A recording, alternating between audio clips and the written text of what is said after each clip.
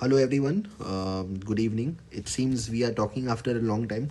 The last AMA happened some time ago, but as prelims 2025 is approaching, and given that काफ़ी time से group पे भी और discussion group पे दोनों जगह चैनल पे डिमांड आ रहा था about we talk and address some of the concerns for prelims. So here is the first video for a series of multiple videos जो आने वाला है about how to tackle the prelims and try to approach it in a very smart and effective way.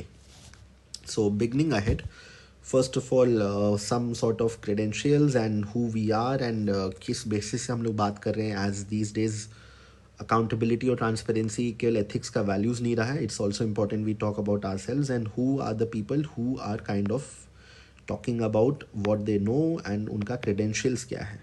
No. So first of all about us, this is myself Akshay. At the group I am known as Marco Polo, my friend VT. We would be mostly leading, although other team members would also collaborate, but we both would be leading most of the prelims initiative on the YouTube channel or on the Telegram videos. About us, both of us had 3 attempts. For me, my first attempt was in 2022. We have written 2 mains, both VT and myself, in 2023 and 24. In 2022, which was my first attempt itself, I had managed to score around 114 point something. Then although sadly I couldn't write the mains, but in 2023 I again cleared the prelims with a score of 105. Then in 2024 again I'm expecting a score of 120 plus. My friend VT had got 96 and he's also expecting a fair amount score of 110. We both wrote the IFOS mains for 2024 also. So although none of us are sure of like can claim that okay 100% sure है 2025 का mains लिखना, चाहे कोई ranker हो या फिर first अटेम्प्टर और someone who is in the service already or someone with the fourth attempt or third attempt, किसी का श्योरिटी है नहीं. So मेहनत तो सबको करना है. अब just that because some things have worked for me in the past 3 attempts or worked for my friend in the past, we are kind of telling some things जो help कर सकता है and जो chances of our if we do it rightly and smartly, maybe we most of us should be writing the mains again in 2025, that too together. So let's begin and going ahead. So main agenda हमारा already as discussed, we want to clear the prelims and we have roughly around 120 days, although the day I'm recording we have around 126 days or so. But still considering some personal commitments या दोस्त की शादी या family commitments या कुछ वैसा आ गया, marriage या कुछ भी, तो we let's assume we have around 120 days. And what are we aiming? We are aiming for a score of 100 plus का score. क्यों? चाहे मुझे फॉरेस्ट का मेंस देना हो या मुझे श्योरिटी चाहिए बस एक प्रीलिम्स के लिए, I just need a surety of writing confidently कि मैं मेंस लिख रहा हूँ. तो 100 प्लस का एम करते हैं एंड अराउंड 120 डेज में लाना है. अब before we begin we have kind of just to make our point clear and what exactly we want and किसको क्या ज़रूरत है, कितने लेवल तक करना है in terms of the preparation and tests. We have divided every one of us into 3 categories of people. This is no sort of some discriminatory categorization, but just to make our points clear, the 3 categories are divided in a way that the first category is with people जिनका ये first attempt होगा या फिर ये first serious attempt होगा. Category 2 वो लोग हैं जिन्होंने लास्ट में प्री क्लियर किया comfortably. एंड कैटेगरी 3 आर दोस्त जो प्री में थोड़ा बहुत स्ट्रगल कर रहे हैं बट उनका अटेम्प्ट्स 1 से 2 से ज़्यादा हो चुका है. अब क्यों ये कैटेगराइजेशन हुआ भी है? First of all every one of us are at a different competence level. किसी का स्टैटिक अच्छा होगा, किसी का पॉलिटी स्ट्रॉन्ग है, but at the same time economics which is very conceptual वो वीक हो सकता है. And then there's different bandwidth also for category 2 जिनका pre multiple times clear हो चुका है. For them they might say कि they want more times for the mains ज़्यादा, या किसी को pre में जल्दी शिफ्ट करना है which is category 1 and category 3. So accordingly सबका bandwidth अलग है and as bandwidth अलग है और competence level अलग है, the number of tests and mocks और practice वो भी vary करेगा. That's why this kind of analytical or logical way of categorizing most of us into these three categories for the prelims. Okay, अब आगे बढ़ते हैं. Before that, the first thing, although I think category 2 वाले लोगों के लिए more or less they know about this, but then especially or even if they don't know, it's no harm to just talk about these things again, जो बहुत ज़्यादा fear और FOMO कम करेगा and will make our life easy. Fear कम. First is static is the king. Static ही हमारे को king maker या क्वीन मेकर सब कुछ करने वाला. करंट का फोमो कम करना है एंड दूर रहना है उसे. करंट का फोमो में नहीं रहना है. नहीं. अब इसमें जोक्स अगर if you talk taking on a lighter vein, recently we had our new year और क्रिसमस सेलिब्रेशंस, तो उसमें बहुत लोगों ने पेग लगाया होगा. तो उसी तरह स्टैटिक में there is something which we have talked about is called PEG.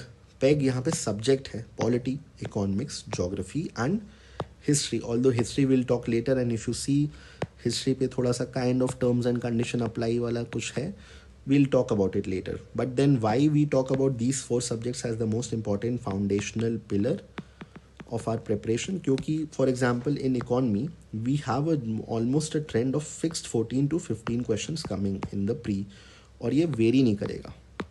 It will stay this और it might even rather increase. कम तो नहीं होने वाला है ये किसी कीमत पे. अब उसी तरीके से इकोनॉमिक्स हो गया कवर्ड, पॉलिटी, ज्योग्राफी भी वैसे ही सब्जेक्ट्स हैं, उनका भी वेटेज 15 एट टाइम्स 18 चल जाता है ज्योग्राफी में of late. So if we are sure with these four sub question subjects of PEG, we are kind of in essence being sure about 58 to 68 questions के करीब में हमारे हाथ में है. It could vary slightly, 58 से 65 या जो भी, more or less इतने questions we could be sure, and they have a very huge static and base for these four subjects. अब इसमें बेसिक के बारे में जो हम लोग बात करें, what exactly do we mean by basics. So by basics we mean that certain areas of the topics के बारे में फुल कंफर्टेबिलिटी होना पड़ेगा हमें एंड क्लैरिटी होना है कि all the topics should be aware to us in totality. We are read very much good with क्या है उसके इन्स एंड आउट, क्या उसका प्रोविज़न है, क्या उसमें लॉ है, सब कुछ जानना पड़ेगा. और उसमें भी we have prioritize certain areas in certain subjects जो एकदम इमीडिएटली करना है. पॉलिटी में first pillar for us should be fundamental rights, fundamental duty, DPSP. Pillar 2 should be federalism, separation of power, parliamentary system. Parliamentary system में presidential system भी आ जाएगा. Comparison, contrast. Federalism chapter में you will also read about unitary system. Then judiciary and executive. Election year है तो executive और important है. DY Chandrachud sir ने रिजाइन किया. The new CGI has been appointed. Different judgments have come out. So again judiciary is important. Recently the Aligarh judgment had come about minority and private property. So judiciary is important, and the evergreen area of ULB or PRI. Although there are chapters or areas remaining like statutory bodies, like constitutional bodies, like citizenship, they are also important, but these areas should be focused at the first and immediately. और इसके बारे में हमें ज्ञान भी ज़्यादा चाहिए अपने आप से, where we know the concepts in a very detailed way and nicely. The next subject being economics, वहाँ पे monetary policy है, फिजिकल पॉलिसी है, balance of payment, balance of trade, और also known as international economics वो रहा. Agro economics because of questions around MSP, urea subsidy और irrigation schemes. So उस कारण से agro economics is also again a new and emerging pillar which is very important. Then we have inflation and unemployment.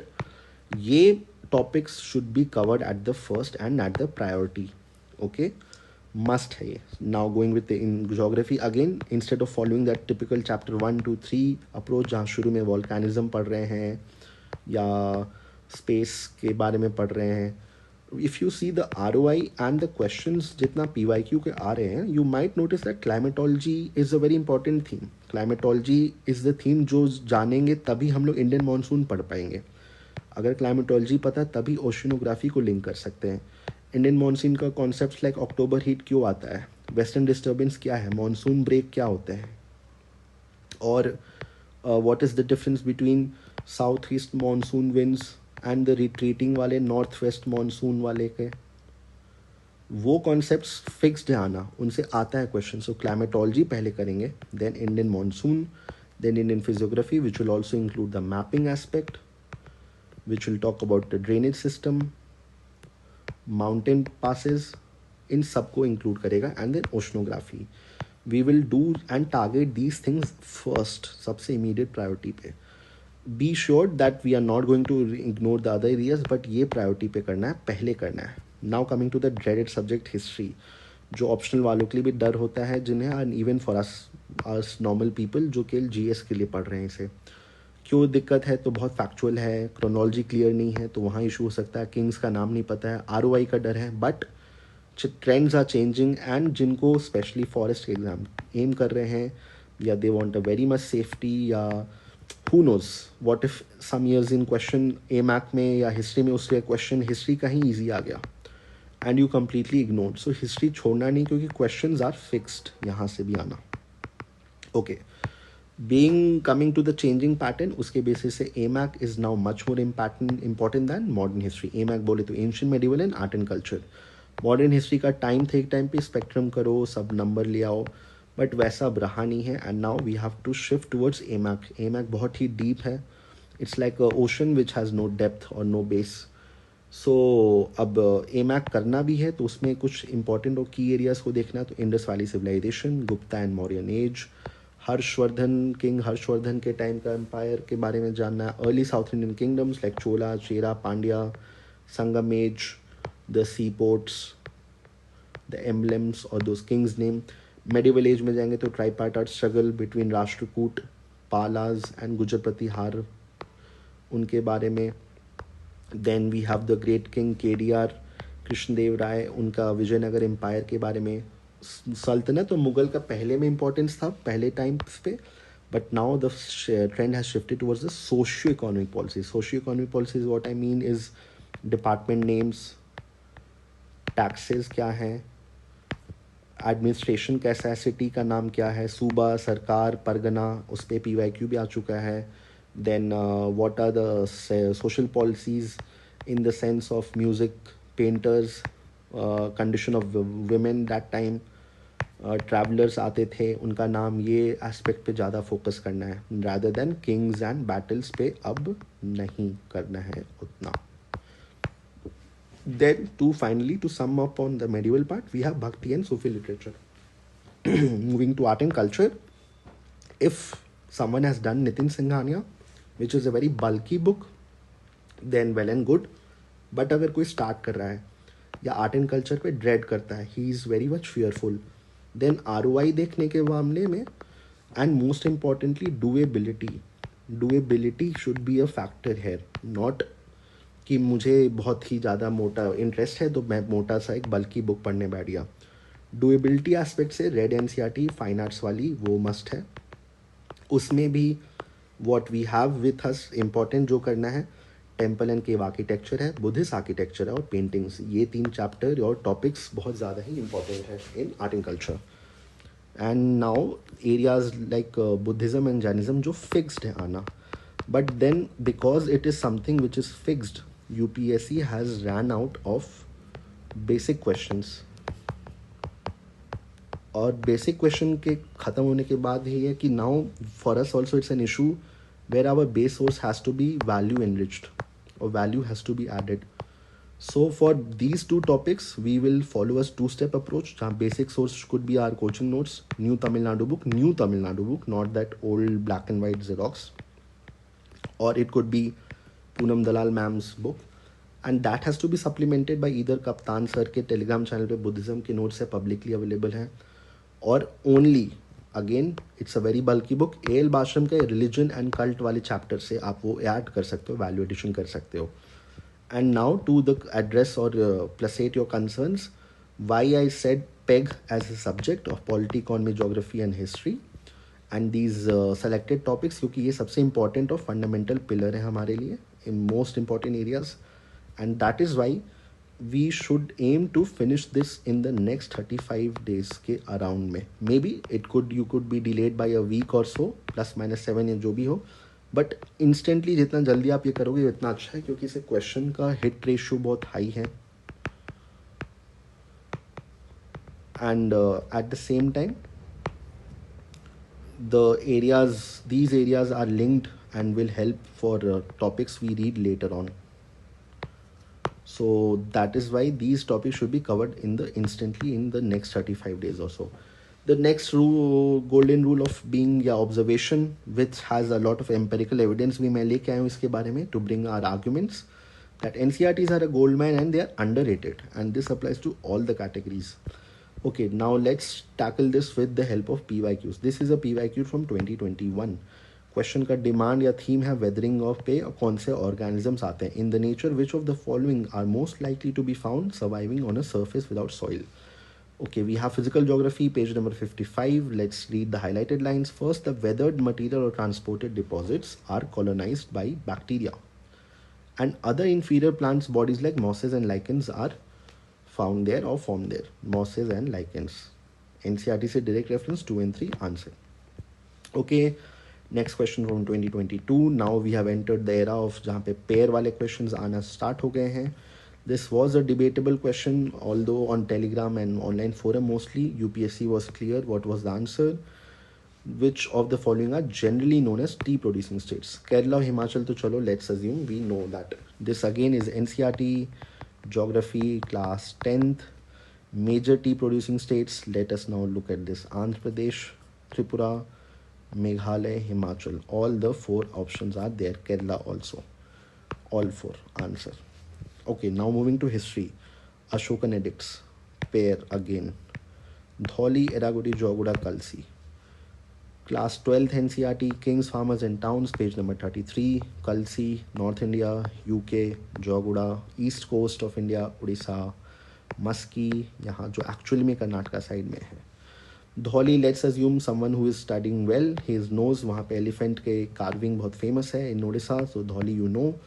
But Kalsi, Joguda are not so famous one given in the NCRT, Kings, Farmers and Towns chapter. Map का importance for history is now these days a lot high. और map वो पूछेंगे कहाँ से? Authentic sources. और वो एक NCRT का हमारे पास book है, which is not so bulky also, but still underrated. Okay, so Dhauli पता था, ये Kalsi wrong है, Joguda wrong है, and now we have the answer. Again, now showing that options become a question next year or option analysis क्यों ज़रूरी है. Chandraketugarh, a question of 2016. Chandraketugarh 2024. कोई अगर option analysis भी किया रहता तो भी पहुंच सकता था to an extent. But let's see this. Page number 43. Kings, Farmers and Towns. Again same. Chandraketugarh कहाँ? West Bengal के पास. अब आपके ऊपर है ये. This is I have that's why put the snapshot from my book where I have shown कि कुछ areas का मैंने ऑलरेडी सम ऑप्शन का या एनालिसिस किया हुआ है या cities which might come as a question. Dhanyakataka already a question of 2023. Again एक ही मैप से कितने बार क्वेश्चन आ चुका है.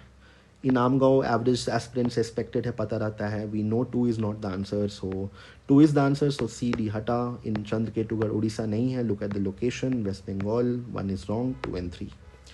Okay, again final example. Banjaras during the medieval period of India were generally agriculturists, warriors, weavers or traders.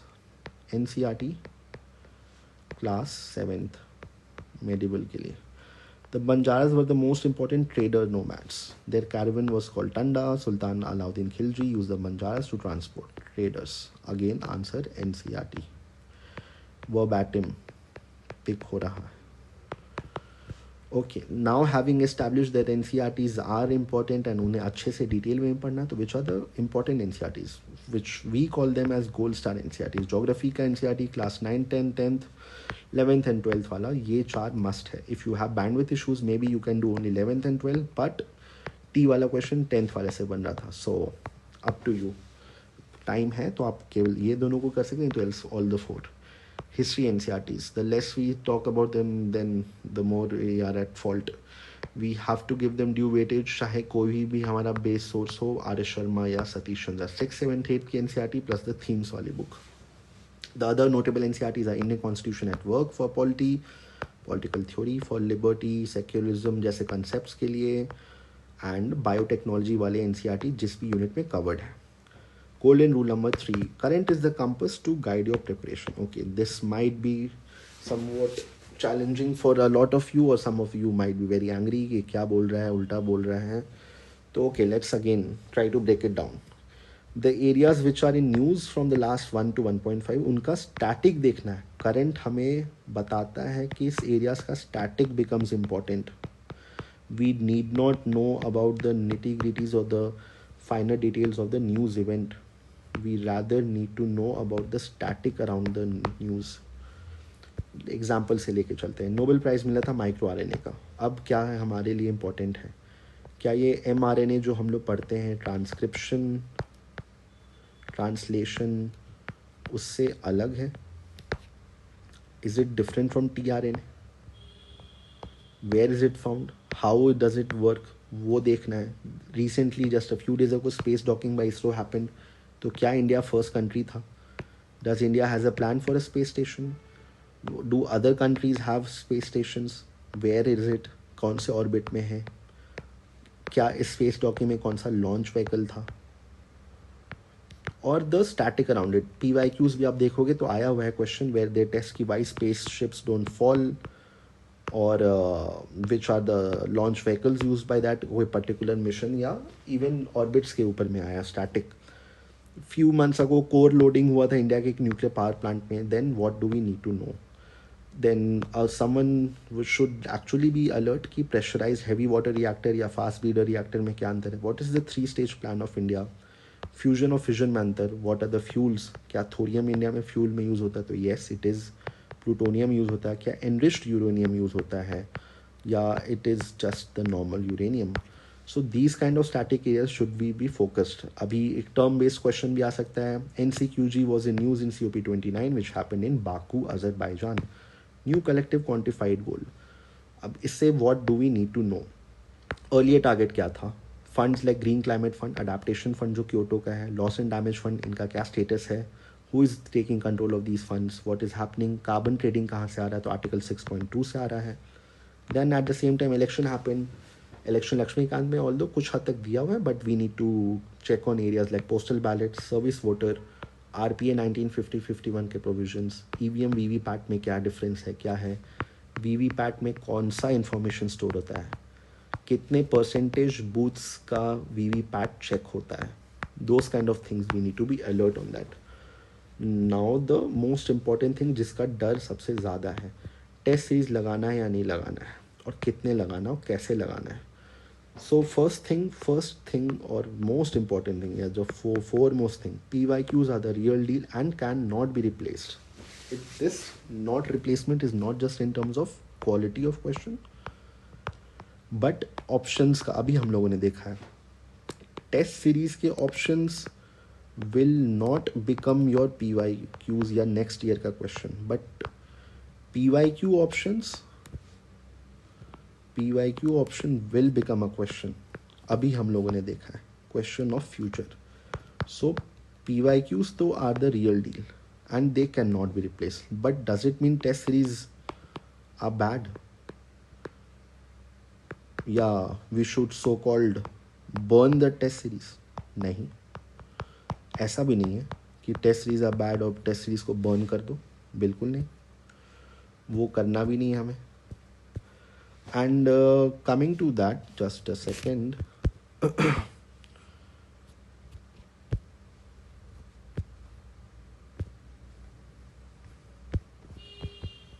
Okay. Definitely for category 1 and category 3 students, we need to go into the importance of test series and क्यों? क्योंकि MCQ aptitude एक build करना है. Main से थोड़ा अलग होता है प्री का गेम. वहाँ पे स्टेटमेंट्स देख के हमें कंफ्यूज नहीं होना है. We have to look for the errors. Elimination का गेम है, वर्ड प्ले पे ध्यान देना है. So it needs a MCQ aptitude. Word play is very important in MCQ solving. Then on D-Day also we will encounter question जो first time देखने वाला है. तो टेस्ट सीरीज में भी हमारे को हल्का हेल्प होने वाला है. वी विल सी क्वेश्चन जो फर्स्ट टाइम देखने वाला है.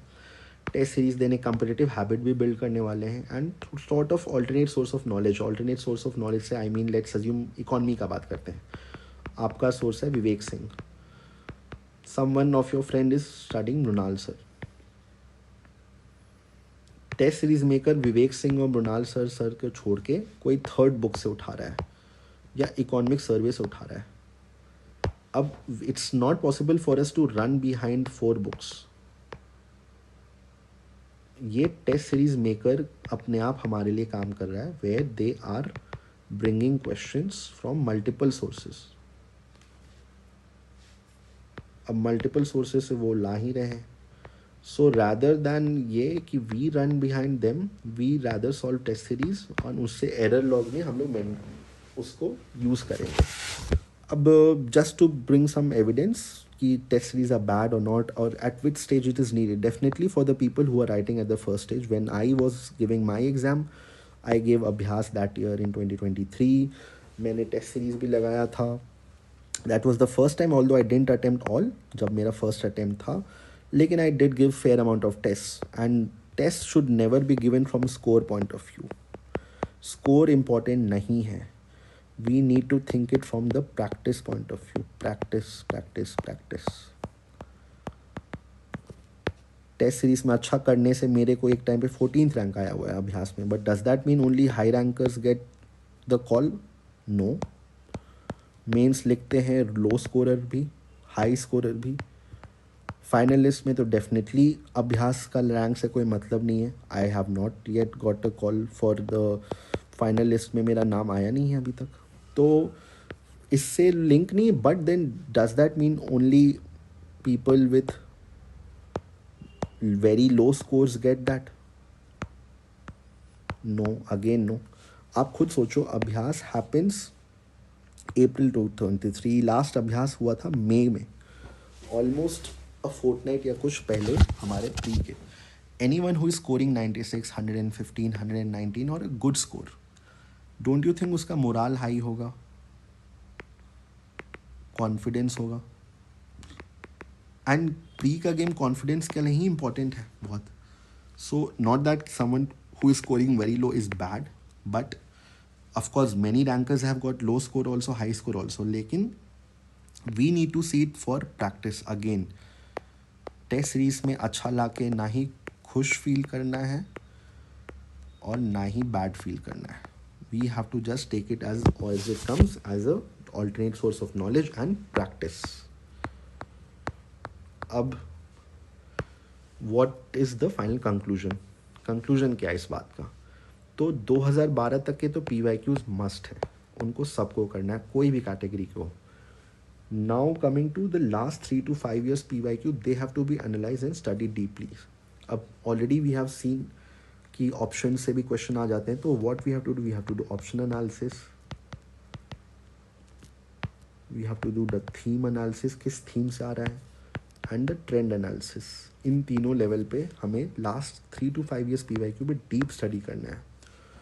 फाइनली, क्या टेस्ट सीरीज देना है? तो definitely not mandatory. None of us are either bringing a test series at Navchetna or are working for an institute, so there is no conflict of interest. Jokes aside, अब finally category 1 and 3 students what they can do, they can give some sectional test of for weak areas या ऐसे subject जो dynamic है काफ़ी.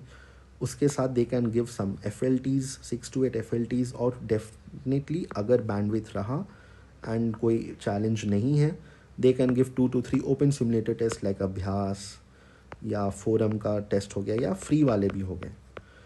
सो just to get that habit of कि 9 AM पे GS, afternoon में CSAT, OMR कैसे भरते हैं, and to see other people, उससे एंक्शियस ना हो, लो एंग्जाइटी, उसको डील करने के लिए we are going to give them open simulators.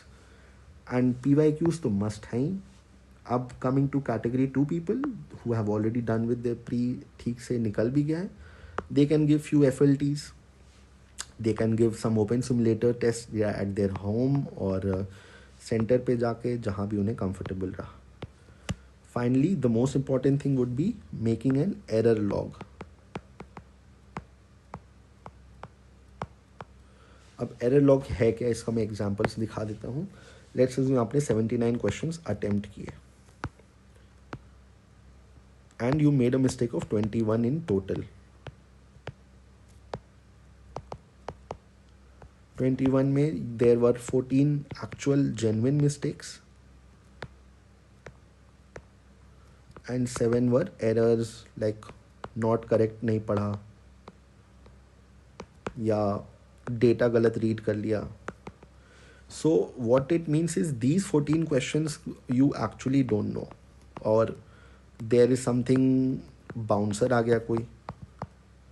तो ये 14 क्वेश्चंस का आप लर्निंग्स को या एक्सप्लेनेशन को आप एक नोटबुक में या डिजिटल नोट्स में कंपाइल करोगे, and it is these notes you will time and again revise more than your basic static, क्योंकि आपका ये बेसिक स्टैटिक पे कमांड है. This you already know. ये मिस्टेक्स ही एक्चुअल में बचा हुआ है एंड इस पे ज़्यादा फोकस करना है. सो ऐसा एक एरर लॉग हमें बनाना पड़ेगा and that we will have to remind and revise again. So this is it for now. इसे और लंबा नहीं करते हैं. Already there is a lot of information to take in. In the next video either me or my friend VT would take over and आगे for sources or revision और option analysis किसी एक चीज़ पे बात करेंगे. So everyone, thank you again for listening and hopefully it helps both all of us, and let us see you in the next video. Thank you everyone.